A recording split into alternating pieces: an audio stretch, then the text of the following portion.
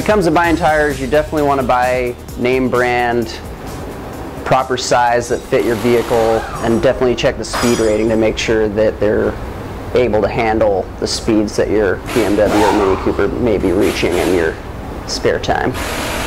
Lower quality tires that have lesser ratings just don't hold up as well. They tend to wear out quicker.